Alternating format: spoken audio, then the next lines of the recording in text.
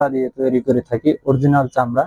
এটাতে কোনো রেক্সিন বা অন্য কোনো জিনিস মিক্সার নাই, একদম 100% চামড়া।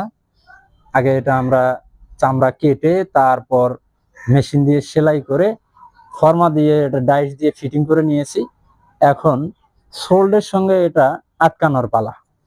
এরকম একটা সোল্ডে আঠা এবং এখানে আঠা, দুইবার করে আঠা লাগানো হয়েছে, চায়না আঠা প্লাস বাংলা আঠা। লাগানোর পর এটা এইভাবে মাপ দিয়ে বসাতে হবে যাতে পিছনে কাটার মতো জায়গা থাকে।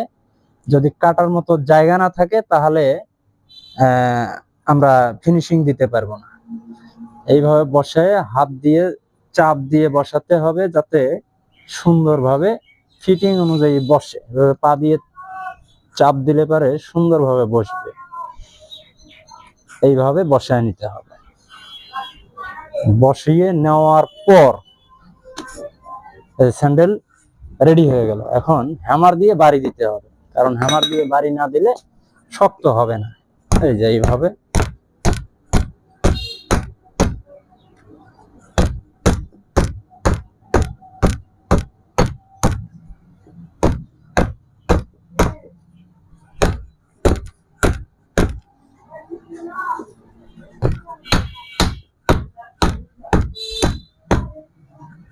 যেটাতে বাড়ি দিচ্ছি এটা হচ্ছে হ্যামার, আর যেটার